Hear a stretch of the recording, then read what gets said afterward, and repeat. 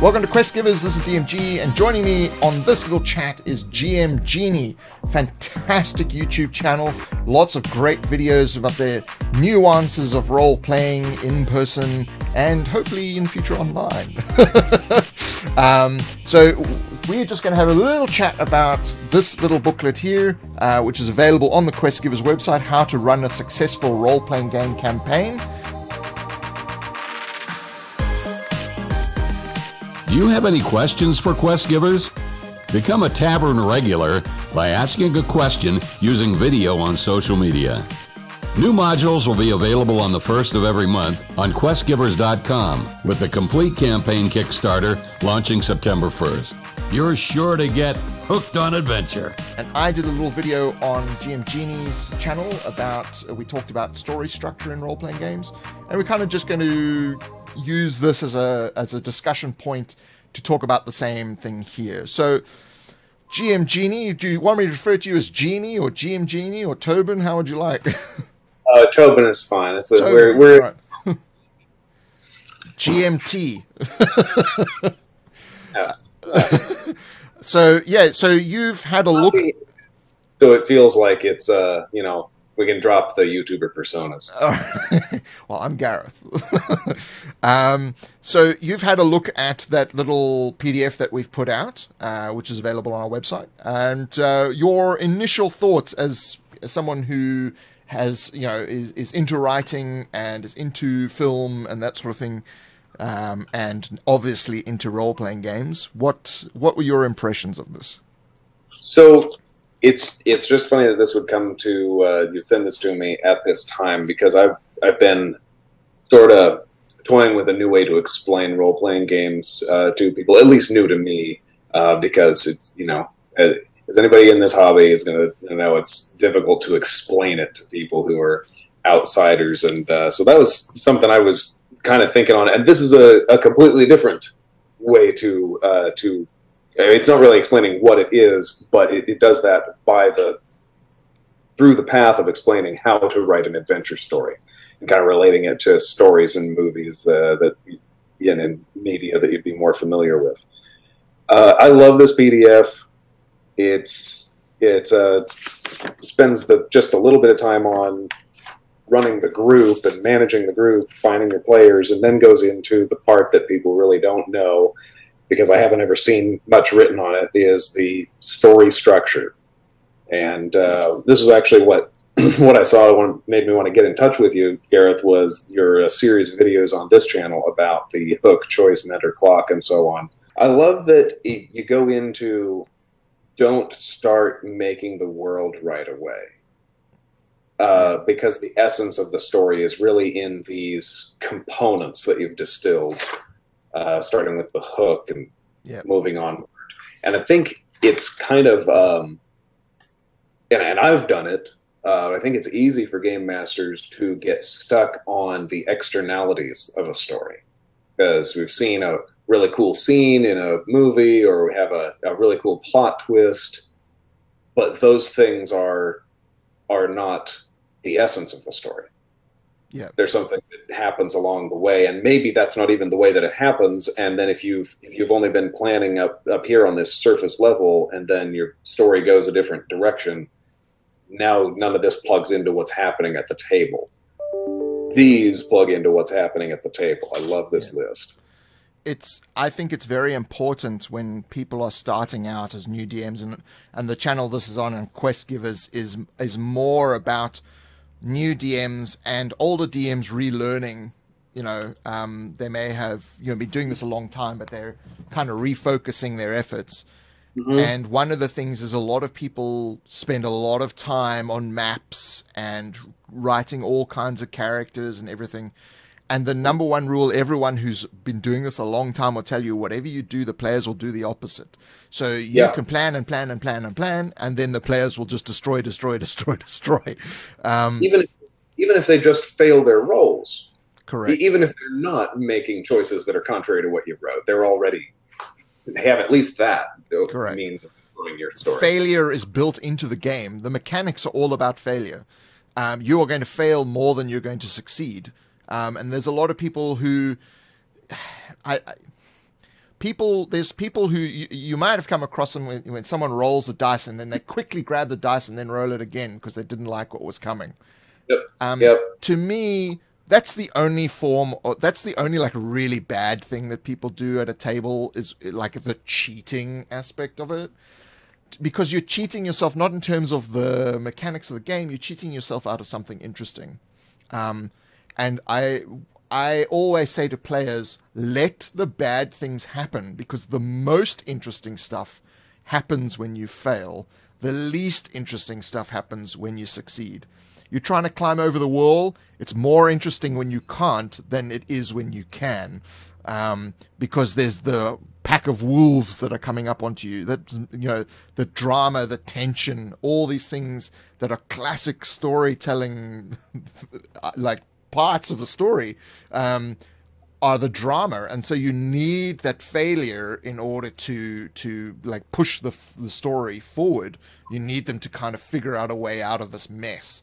And that's why I think it's very important that people don't overplan things. They have an idea of what you want. So, okay, there's going to be a whole pantheon of gods, but don't name them, because it's great in the game when you suddenly bring out and then you say, no, you're now talking to the god Duran of the Algothan sphere or something like that, and you just create this thing. Or if the players create it and one of the players goes, I decide to pray to my god Ding Ra of the, you know, of the sphere of light, you know, and now that player has created this element in your world that didn't exist before.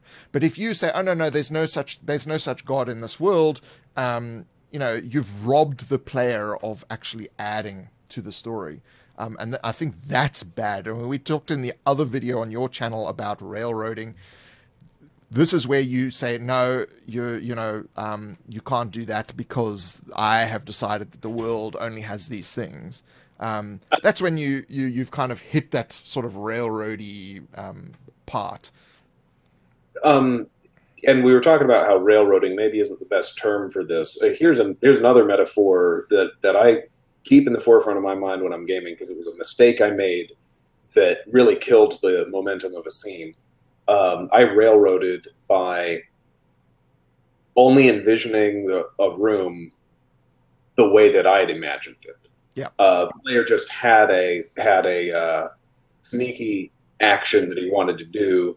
I go up to the doorway and listen through the curtain, and I immediately said, "There's not a curtain there," because there wasn't one in my mind. And I think it's a practiced skill to learn the flexibility of.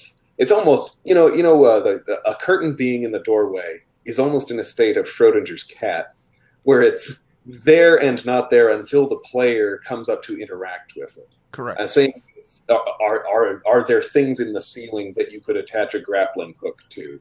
Well, there maybe I didn't think of them, but there are now. As soon as you walked in there with a rope, that's a difficult. It's not a hard skill, but it's one that it's a simple skill, but it's hard, I guess is what I'm trying to say. You only learn that through practice. It's very difficult for someone to write.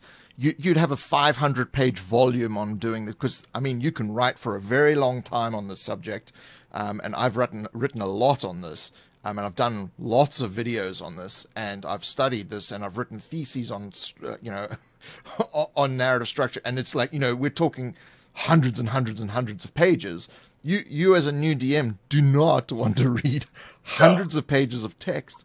I only do this because I'm interested in it, and I want to see how far we can take it.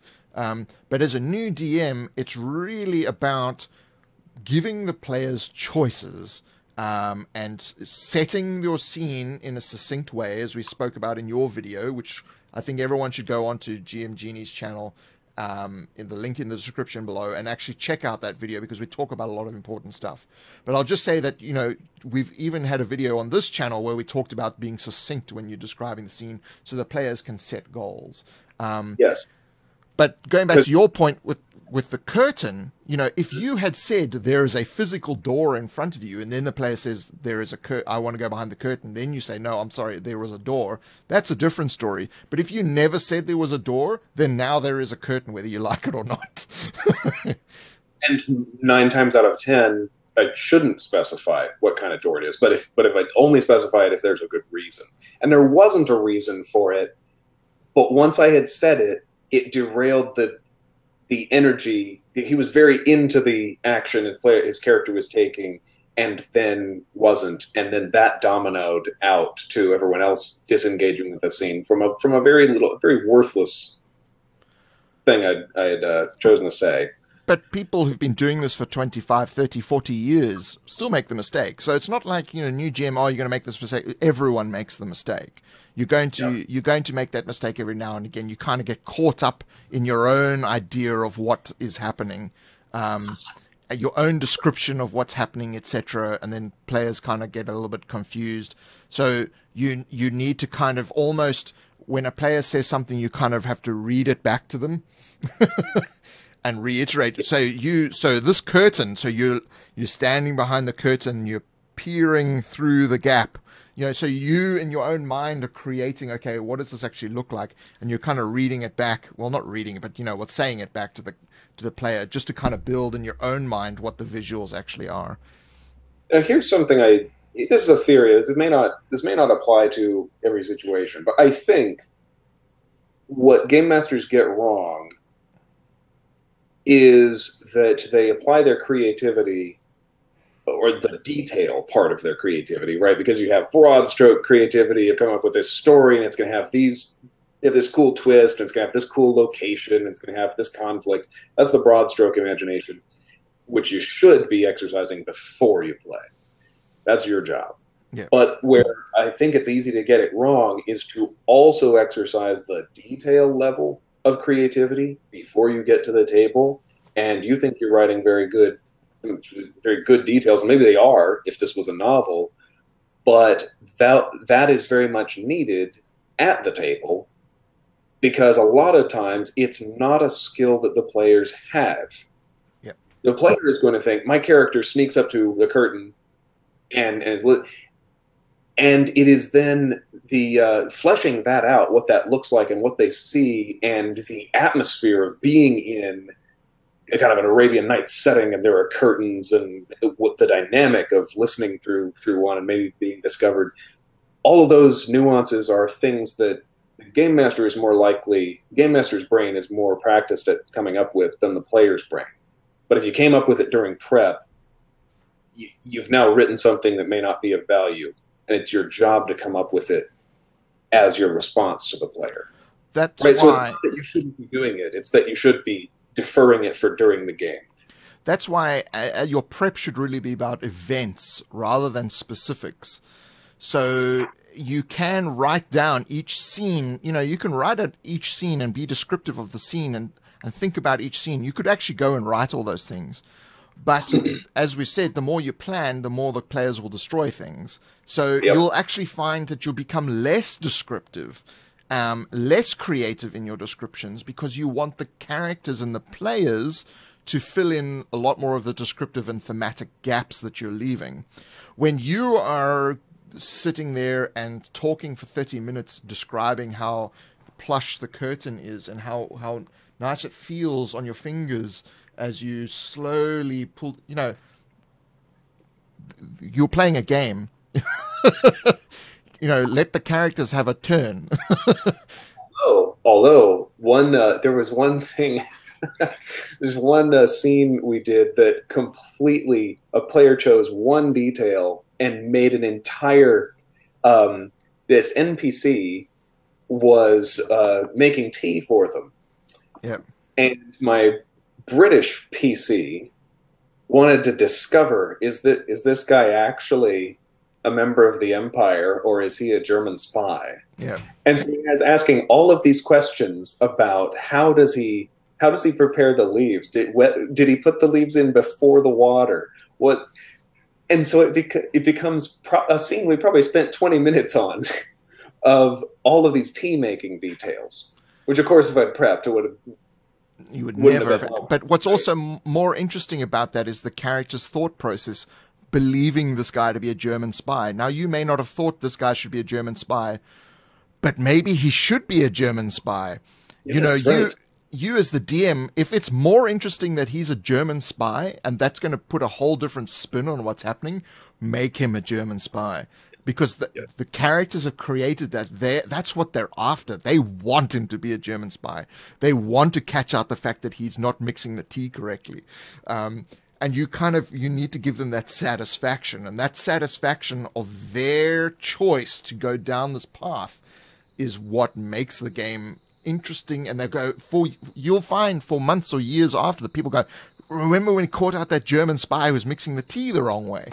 That's what they'll remember. You know, and if you just said, no, he's just a normal British dude and you're wasting your time checking how he's, you ruin the memorability of it. Yes. And look, in some circumstances, it's impractical to do that because sometimes people do it with every single NPC as an enemy. And then you have to you have to go, look, I'm just the merchant. Do you want this sword or not? Can't honor every inkling of an idea that comes from your players, because then the game goes nowhere. Which is why I really like this PDF. It's in the back of the How to Run a Successful Campaign, and you probably can't see it on the camera, but it's got this list of events that happen in your adventure, and I've been trying to develop tools like this on my channel as well to guide GMs as you write. Because if you don't have a lot of tools in your toolbox for writing, Yeah. you may have an intuitive sense of how to write a story, but you'll eventually come to something that's not intuitive, and then you're maybe stuck because you don't have a tool or a procedure for working through it. So this is a list of events that happen no matter where the players are, and thus it is more like a to-do list than an outline. Yeah. Which and the boxes are small. Not to say that you couldn't expand each one of these into its own sheet of paper. That might be what I would do. But I like that it's small to remind you. Don't put a lot of detail into the event that is happening, because you don't know the details or the circumstances until they're unfolding at the table. Just a person comes in and tells you that the village is under attack, or that you stole the MacGuffin, but it turned out to your employer was the bad guy. It doesn't matter really where you got the MacGuffin from or what type of bad guy it is. That was the twist you want. Yeah. Yeah. And it's each one of those can actually be a book on their own or a movie on their own. So as you say, it's restricting you so that you don't write a 300-page novel for each thing. Because you could. Oh, absolutely. That's what the game master is. You have that ability to do those details. You have to rein it in and save it for the table version of yourself, not the prep version of yourself. And doing it this way, trust me, basically it would be better than anything you could actually write. Once you put 4 or 5 people into the chaos of a game, you could not write half the stuff that happens in there. You just wouldn't. Once you mix 3 or 4 different minds that think differently and look at things from a different perspective, there's no way you, as an individual, could have put yourself into 4 different minds and concocted what's going to happen. And that's why over-preparing is going to always be problematic, because you're going to, if you prepare less and you just create those 12, 13 events that you need to happen for this, basically you're creating a structural framework for the characters to do things within the story. Let them add the details and theme, and you can throw in stuff as well. But their idea of what's going to be cool and what's happening in the story is going to differ from yours, and you need to play off that. You're a conductor, and they're the people in the orchestra playing the musical instruments. But although you can say, okay, I need more drums, you don't really control the drummer's actions. or the celloist or the violinists. The violinist is an individual on their own, and they have their own way of interpreting the music and playing. As a group, they have a group dynamic. The orchestra has a group dynamic, but you as the conductor are kind of like, okay, we need more of this, a little bit of this, and we're going to make this a little bit faster, and we're going to slow down here. You've got the foot on the pedals and the accelerator and the brakes. And, that's really your role. And in your video, we talk about, the video on your channel, we talk about, the DM as in adding problems and things like that. And that's, there's obviously more to it than that. But, yeah, that's just a basic, fundamental. I like the conductor analogy. The way I think of it as a film director, too. It's the same thing. Yeah, in 7D system, I refer to the person as a director because, you as a film director, as you would know, you basically, if you're directing something, you say to the actor, I want this, this, and this, and then the character does some of that, but then ad-libs a little bit and gives it a little bit more that you never asked for, and that's where the movie starts to happen. And I get to do videos for my job, marketing videos, which means I'm sometimes directing my coworkers in a skit or something. Yeah. And that's even true on that level of acting. Yeah. When somebody who's not even a trained actor will give something to a role. I've done sorry. It has to be within a larger story, and you're the one with that vision. I mean, I've done about 40 short films, and I would say some of the most memorable moments were mistakes. The guy, there was one of my very first short films, it's Claustrophobia. It's on IMDb. It's what I'm listed on an IMDb for. It's been in several film festivals, but it's 6 people trapped in an elevator. It's 6 minutes long. Every 30 seconds, someone dies. So the lights go out, someone dies, and the lights come back on, and you don't know and the characters don't know who's done it, right? But one of the guys was getting so fed up with one of the characters screaming at him the whole time. He just turns to me and goes, why don't you just shut the... And that's in the film. Because his natural reaction to, the visceral sort of this person screaming at him the whole time, it just comes across because I'd made him do it like 7, 8, 9 times. Wow. And that's what's in the film, whether the film's good or not, it doesn't matter. But for me, that's the thing that I remember the most about it. Originally, when I was shooting it, it was all, I'd laid out all the shots, I'd storyboarded the shots, this angle, then this angle, and we'd have this establishing shot. And then we put the camera into the lift, which was a constructed lift, it wasn't a real lift. And the camera person just started moving around, and I was watching on the monitor. I was like, okay, forget the storyboard. This is how we make in the movie. Because this just the chaos of what's happening in here just is exactly what I want. And I couldn't visualize it before seeing it. And that, to me, is what DMing is.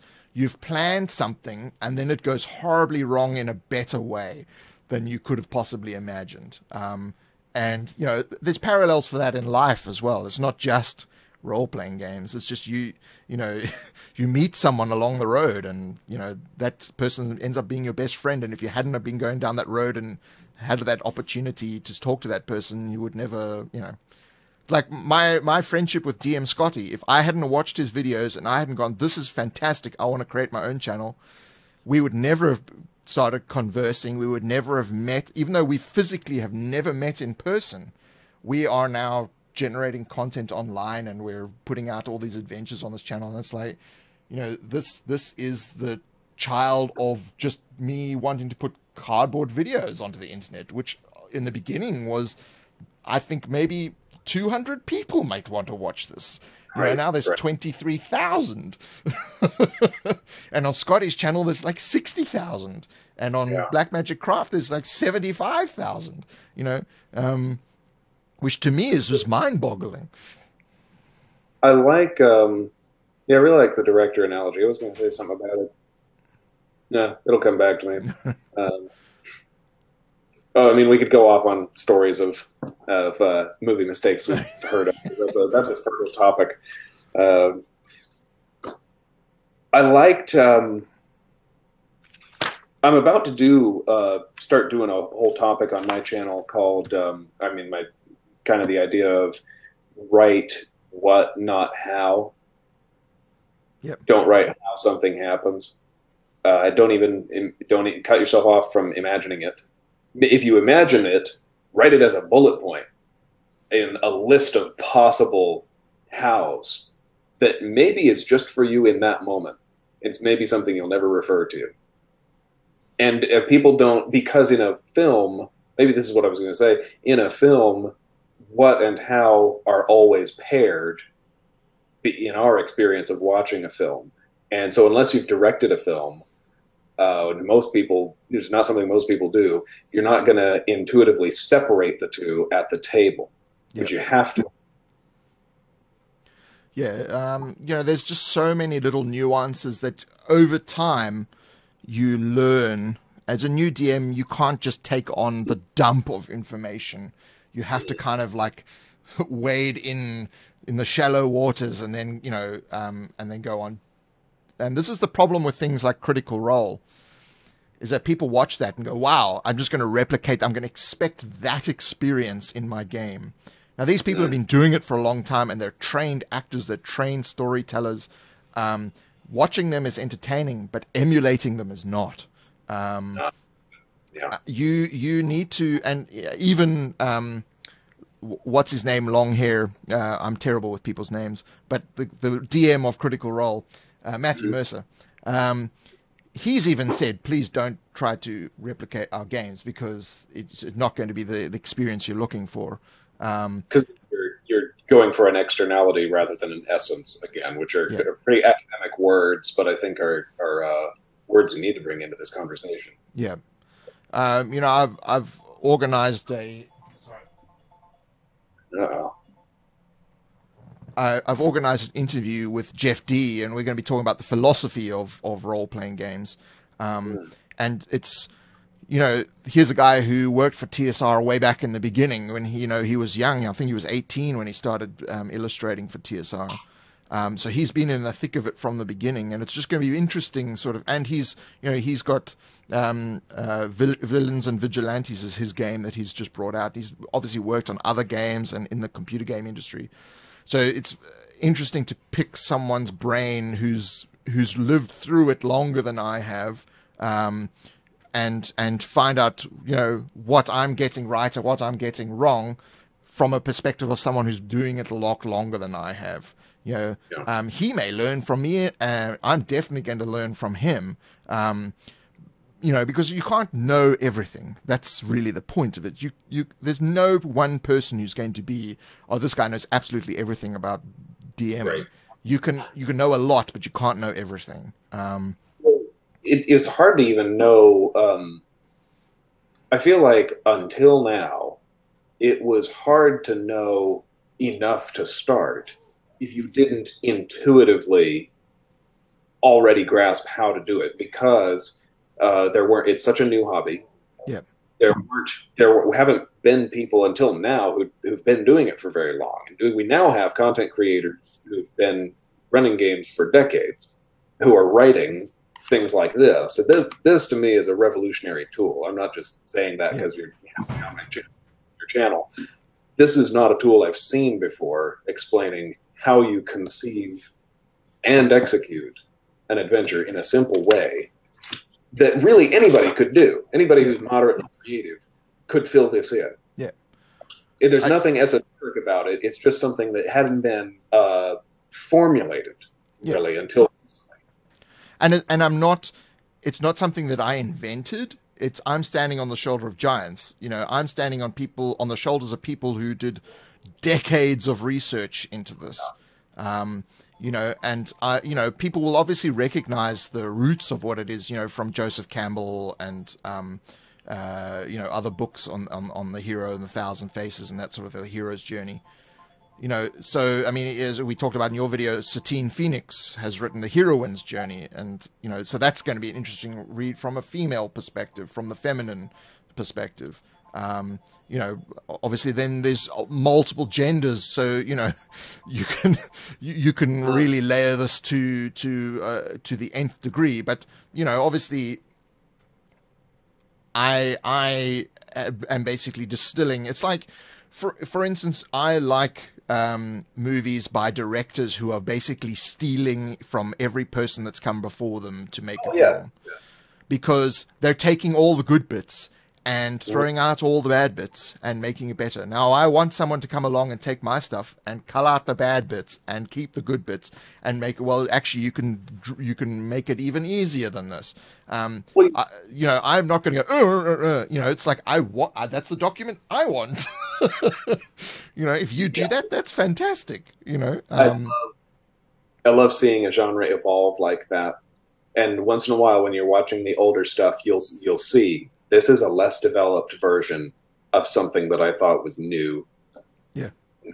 Well, because at some point somebody looked at those occasional robots in Lost in Space and other TV productions who didn't have feelings and were sad that they didn't have feelings, and they said no. Said to their friend, "No, you don't understand. This could be done well." Yeah. And decades later, we got Commander Data. Yeah. Exactly. You know, it's you know, everything builds on everything else, and this is where structure is important, because you're building upon a foundation of structures that came before. And when people talk about structureless play, which, you know, when you're playing where the DM doesn't influence what the games are doing, and you know, people commonly refer to that as railroading, but you need elements of that in order for the thing to be enjoyable and to work.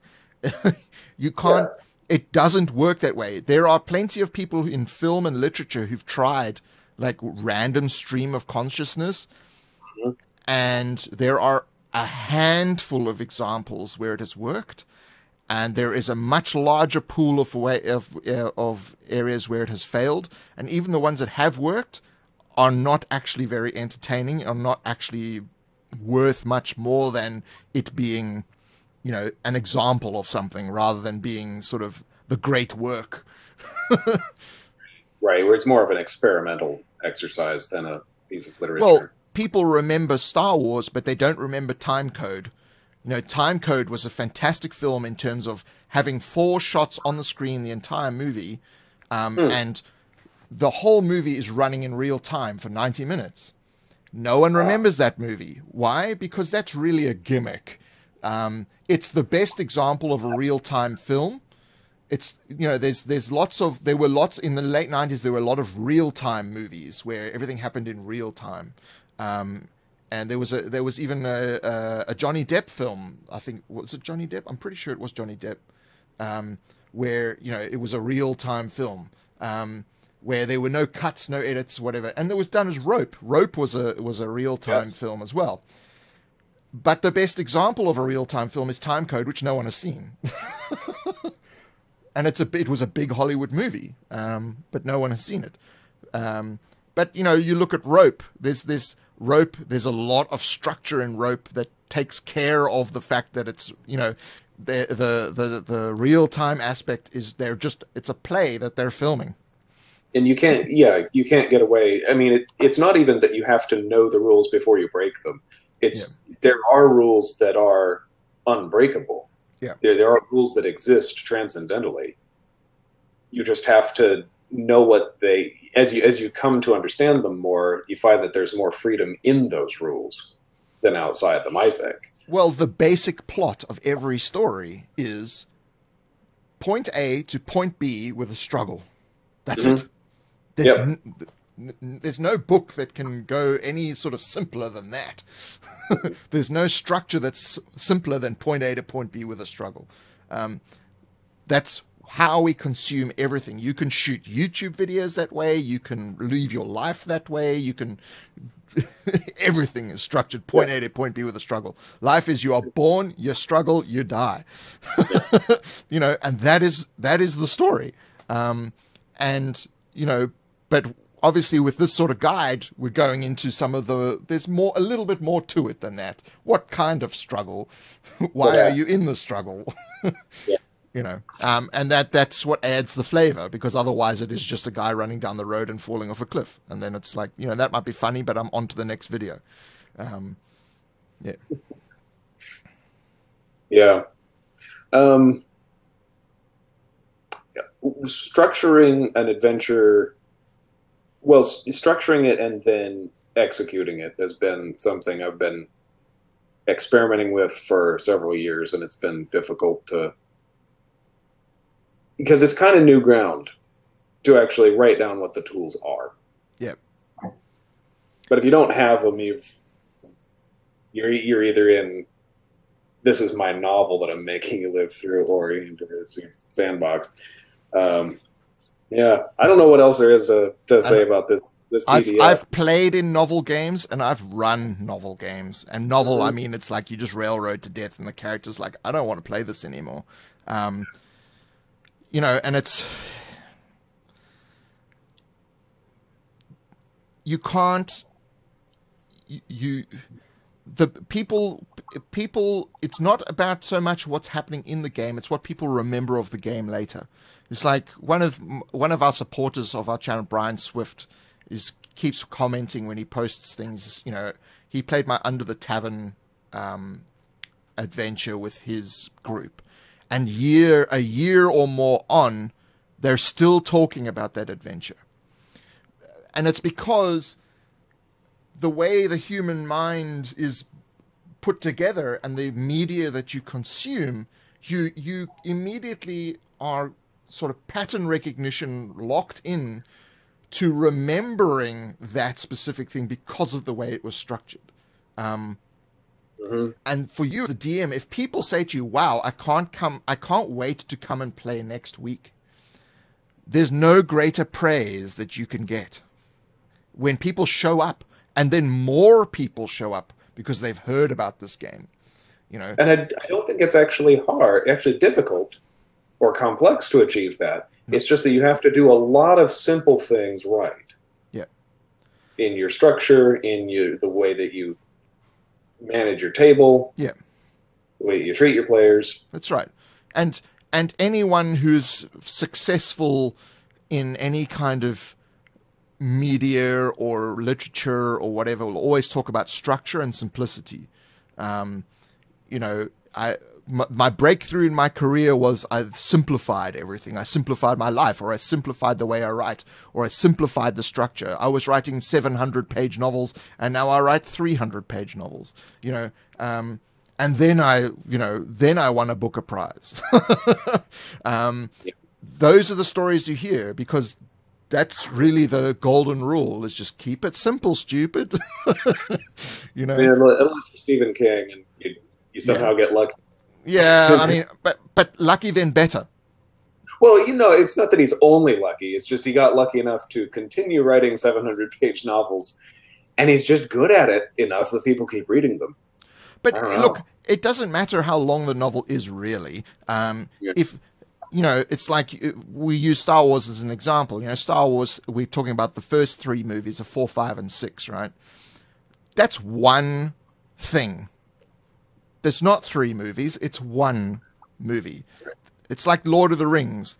You don't sit down and watch one of the films. You sit down and watch all 3 of the films. And all of them have the same, each episode has the structure, beginning, middle, end, and the whole thing has the structure. Each character has the structure as well. Each scene really does. Yeah. Any well-written movie. Yeah. It's just good to see. I think Star Wars exemplifies it so well. Yeah. I mean, that's why it was the very first blockbuster, because it was the thing that coalesced exactly what it should be.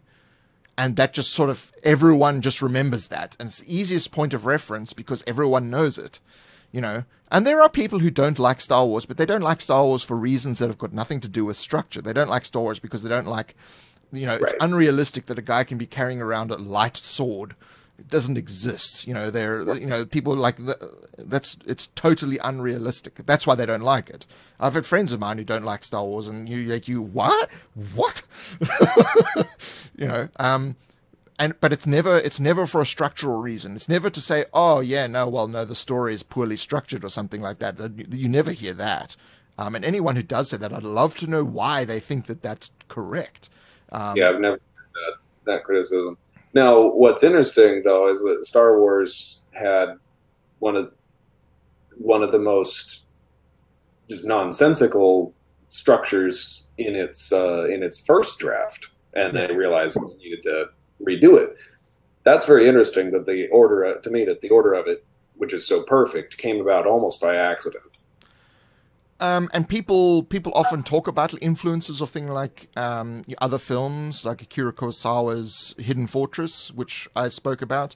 It's just one sort of mechanism in the movie that's similar. But because the structure is the same, you'd think it's the same movie, but it's not. But you can see all the elements of a well-told story that's a fantasy tale. All the elements are hit in both of those films, and that's why they're such good films. But they're two totally different things. One is in space and one is in medieval Japan. And that's enough. It's enough difference. I feel like, I wonder if one of the reasons these tools haven't been developed is the perception that all of my games will be the same if I start using a form like this. Yeah. Well, that's like saying all houses will be the same because they have bedrooms, bathrooms, and kitchens. Right. Yeah. We all know that that's rubbish. So, anyone who brings up that, it's like there's your instant foil for that. It's like, well, every house is different. Yes, of course, there will be cookie cutter houses that you can go and buy that are exactly the same. But you look at every house in the world, they are not. And I just love this. I love this resource. It's a good. I wish I'd had it when I started out. Oh, I don't know how. When I started doing RPGs, not as long as you have. I got into it like out of college. Well, everyone strictly story, not everyone, all the rule books and everyone always talks about D&D as a storytelling game, right? Or it's there's all these storytelling game rule sets and all this kind of thing. None of them talk about how to structure a story. Not one. I have not seen one. There's some that touch on various aspects of it, but there's nothing that says this is the whole structure. Right. No one. I feel like Fate RPG gets close in, but only not in the planning, in how it says to resolve die rolls and player actions. That is the kind of execution at the table that you need to do with this. Yeah. But it doesn't tell you how to prep your story. And I really like Fate for this whole idea of letting the details unfold. You can obviously do that with any system, but I feel like Fate is specifically built for, we don't know what the outcome is going to be. We just know what the situation is. It's also because it's vague, whereas D&D is very specific. You get a +1 sword, you get a +2 sword, you get a gem of water breathing. There are specifics, whereas Fate, there's no list of things that are specific in the game, So the rules are a lot more vague, and so is the structure that we're talking about here, the vagueness. And people have said that about our modules and Quest Givers, that, one of the things they like is the vagueness, because you get to they get to fill in more, and the players get to fill in more. So the modules themselves are really a catalyst to more, whereas traditionally modules in D&D and other games are very prescriptive, as in this is what you must do. You must do this, and you must say this, and you must do whatever. Whereas we're kind of like, okay, well, here you can say this, and here's a few other options for you. But yeah, the structure is very definite. There's a very definite structure to it. And that's what I think people find appealing about it, and why we do it that way. I don't know if you've seen any of those modules, but yeah. So I need to read yours, because that is a complaint I've had of modules, is that they're too linear in their writing. This happens, and this happens, and this happens, which is how you write a story, not how you write a game.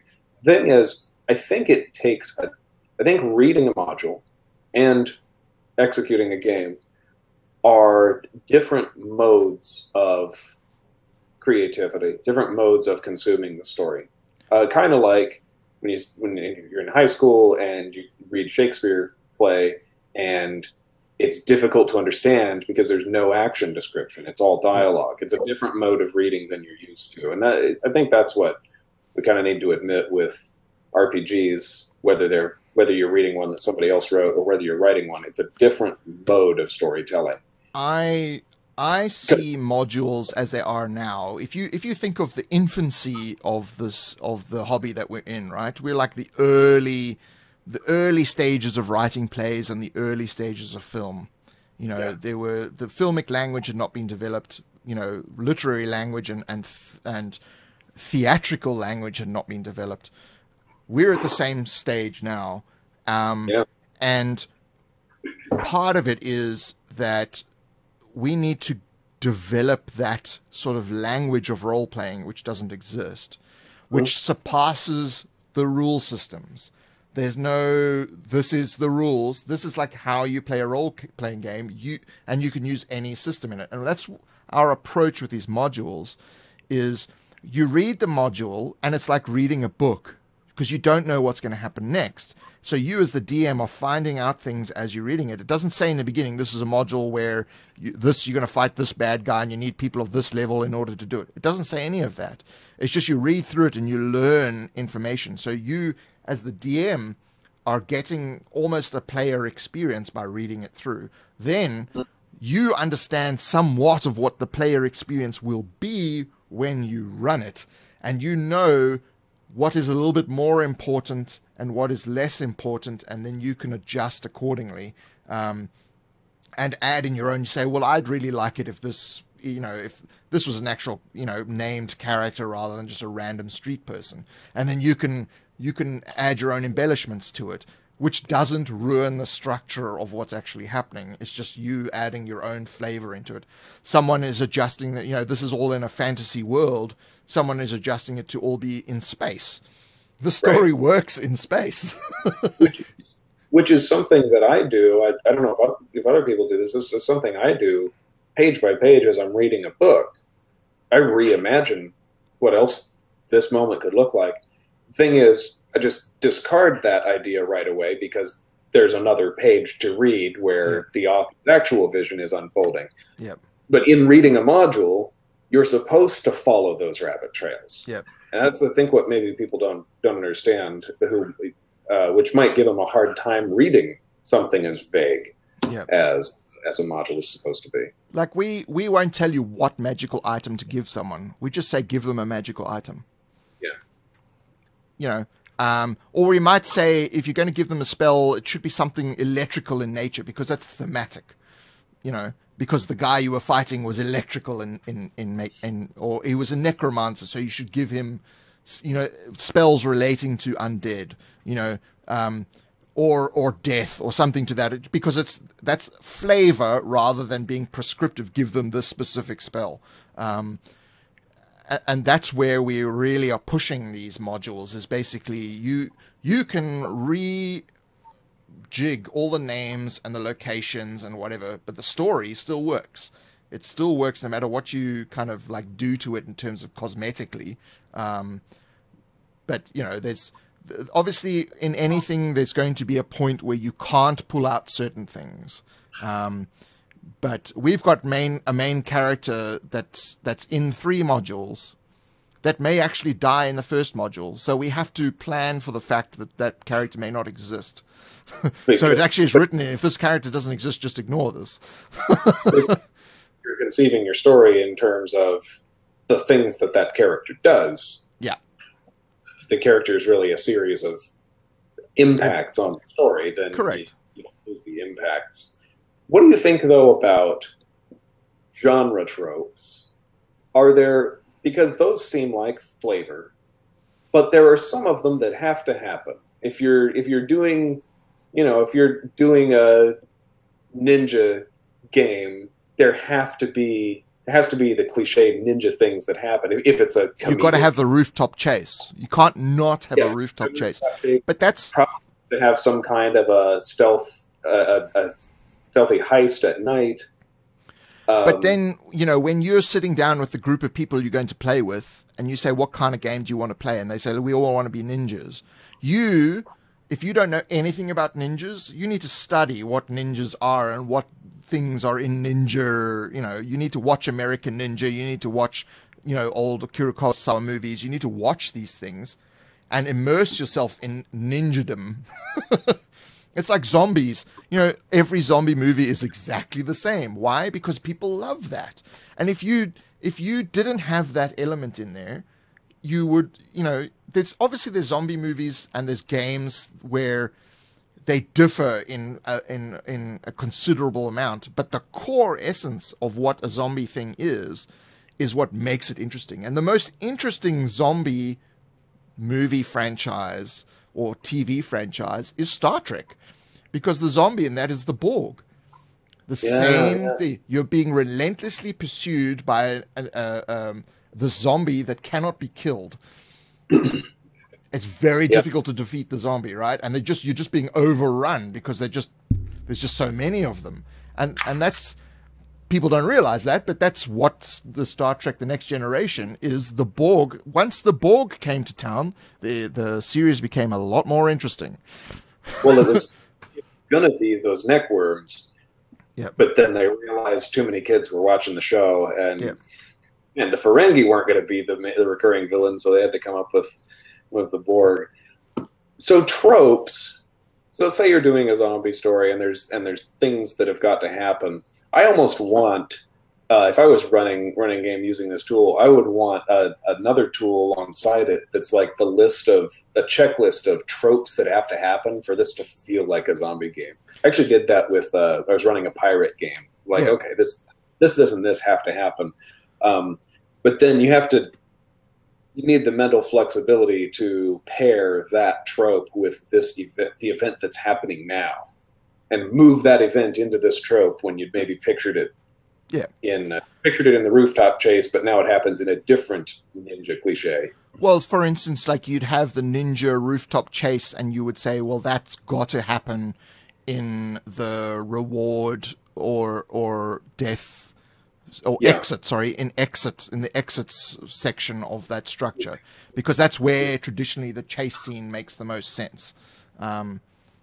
And you could definitely go, okay, well, in a zombie movie, this is where you've been held up in precinct 13, and you finally get out of the building, and now you're being chased by zombies, and that's the exit part of the story, right?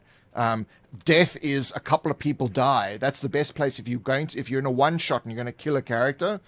That's the best place to do it, is that point where you're being chased by the zombies and one guy just gets pulled down and is killed by a swarm of zombies. Or you think they've been killed by the zombies, and then you hold up in another building, and then the guy rocks up, and now you don't know if he is a zombie or not. He may just be alive. And then, spoiler alert, you have the ending of Night of the Living Dead. Yeah, in the end. So, spoiler alert, in the end where he gets shot. That's the classic ending. It totally subverts your expectation as the viewer, but it's like, thank God I survived all of this, and then bang. It's not the zombie that kills him. Yeah. End of spoiler. Established all the things. So yeah, I mean, it all feeds into, it all feeds into this. I feel like an RPG, you have to have a lot of tools like this one, like your list of tropes, but you almost, you almost throw your tools and your prep away. Yeah. Keep them alongside, but almost separate yourself from them. It almost has to be the stuff that's loaded into your mind, not stuff that you're reading off of your prep. Yeah. That's the hardest thing for me, because of the way that most modules are written. You're written like you should be referring to this. Yeah. Or at least the way that I think. I want to grab hold of one of these events, the one that's going to happen in tonight's session, and then not look at the paper again. That's the safest way to let. And that's why that sheet is so small and small boxes, because you can only really look at it and it says, okay, make sure you attack with the bad guy at this point. Yeah. And that's the extent of it. Because if you then write, you go like, oh, okay, hold on a minute, I've just got to read my notes. You're interrupting the flow of what's happening. It's almost like they say. I mean, I've heard this in college and at seminars too. Don't take notes to read later. Take them so that the act of taking them helps you internalize the knowledge more. Yeah. I feel like game prep should be, the purpose of the prep should be to prepare your mind, not to prepare a document that you're going to use. Correct. I think that's probably the best analogy. You are preparing your mind for the chaos that's about to hit you. You know, it's like, you know all the things that are going to happen, then that you can just be like the Buddha in the middle of the chaos, and it doesn't have to affect you. Well, it's like you're training to become a paramedic. You know, they can train you and train you and train you, but until you actually go out in the ambulance and save someone, you have no idea. Any ambulance driver, any ambulance tech, you know, they're welcome to comment on the video if I'm wrong, but I'm pretty sure that the reality of that job is not like the training. You know, there's a whole different layer of humanity that you cannot train for, that you in that sort of sink and swim, but the training helps you in that sink or swim scenario. Whereas a normal person who would most likely sink and would not swim in that scenario. And a DM who doesn't prep, who's new, would sink, but a DM who doesn't prep but has been doing it for 25 years is most likely to swim. But adhering to your prep too closely will sink you. Correct. Because, no, well, we've got to do 15 compressions on this guy, but, you know, and you know, you might break his bones. You know, it's like, it's the wrong thing to do because he's bleeding internally. I don't know, you know, but the analogy kind of holds, is that, you know, sometimes you need to actually adjust what it is you're doing. That's why intelligence and wisdom are different stats. And it is in that regard that D&D is the prime role-playing game, I think, is in its system of stats. Because I think there truly universally are only 6 ways to approach a problem, and they are those 6. Well, I mean, 7D system has a few that are different, but I mean, it always comes back down to the similar kind of things. Yeah, I didn't mean there's only 6 stats that should exist in every game. Yeah. I think there are 6 ways of doing things, really, and that the way you package those into stats is what makes games interesting. Yeah, absolutely. You know, and to me, it was like, these are the ones that kind of coalesce into things that you're able to distinguish them enough that they're separate things. Like, I don't think dexterity and strength should be separated.